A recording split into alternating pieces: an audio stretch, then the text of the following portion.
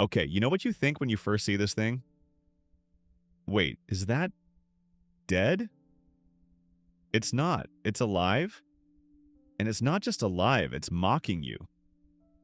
Because in the Namib Desert, one of the driest places on Earth, this plant decided the best strategy was to just give up. 2 leaves. That's it. For its entire life. And it doesn't even keep those leaves nice. The wind comes and shreds them, and the plant's like, whatever, for 1,000 years. Seriously, some of them are 1,500, 1,000 years old, and they're still there, lying on the sand, looking like someone dropped a salad on the ground, and it just decided to stay. At first glance, total disaster, but when you look closer, it still looks like a disaster, but a functioning disaster. Now, when you think desert plant, what comes to mind? Cacti, right? Small, tough, keeping everything locked inside. Spiky, efficient. Don't touch me, I'm working energy. This plant did the opposite. Leaves several meters long sprawled on the ground, completely exposed. And there's only 2 of them. The same 2 leaves, the ones it grew as a seedling. Then it never made another leaf again. It just went, two's enough. And stuck with that decision for 500 years. Now you're thinking, okay, but those leaves must stay safe, right? Protected? No. The wind comes and rips them apart. Constantly. But here's where it gets interesting. Because as the leaves age, they start splitting lengthwise on their own. Into strips. Like someone came and carefully said, okay, now divide here, divide there. But nobody said that.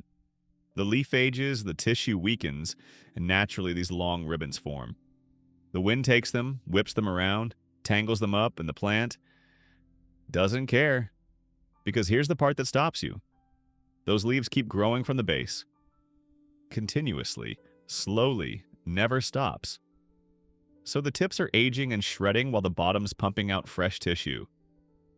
Same leaf is both 100 years old and a month old. At the same time. For most plants, this system would be insane. Here, it's the only system. No plan. No backup plan. Just keep growing the leaves no matter what. And it's been working for 1,000 years, but wait, it gets better. Because these leaves, these massive, tattered, chaotic leaves, they're doing everything they need to do in a desert. But weirdly, like heat. With that much surface area, you should cook in the sun, right? Doesn't cook. The surface holds heat differently somehow. Nobody fully understands how, but instead of absorbing too much, it reflects some back. Enough. And at night, when temperatures drop, that same surface doesn't let the cold in too fast either. Dual insurance. Both directions. Then there's the water situation. There are roots, yes. They go deep. Straight down. Looking for something? Most of the time they don't find it, so the plant switches to plan B. Or maybe this is plan A, who can tell? In the mornings, fog rolls in from the coast.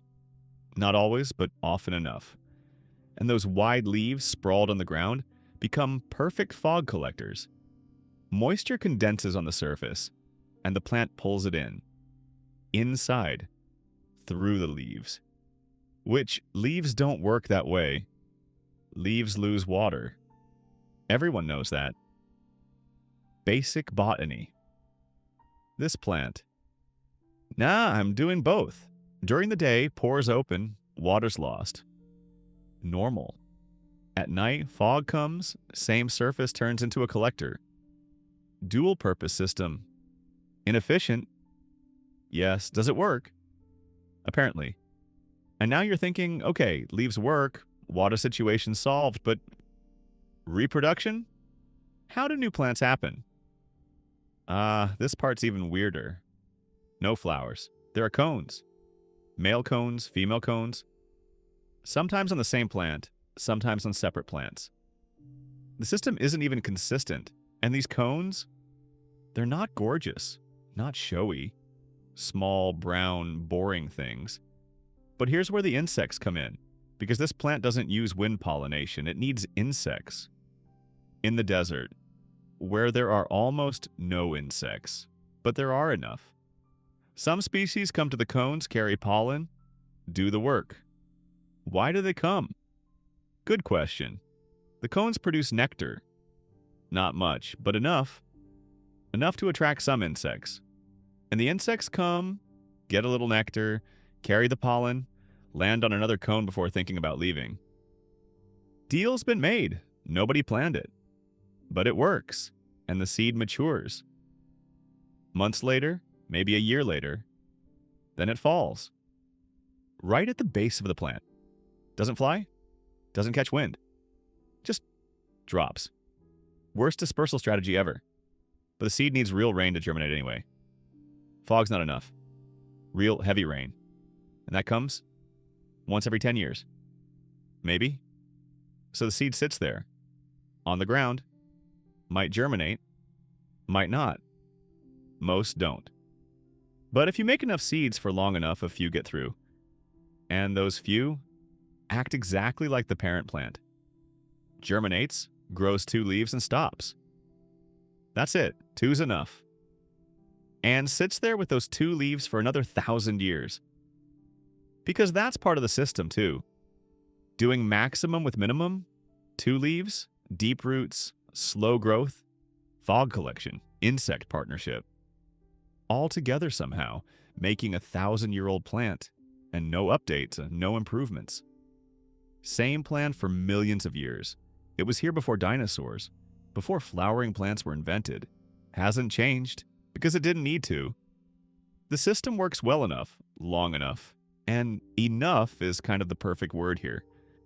Not optimal, not efficient, not even logical sometimes, but sufficient for 1,000 years. Just with 2 leaves. Shredded, torn, messy 2 leaves. And a little help from some insects. And some luck when the fog comes. Turns out that was all it needed.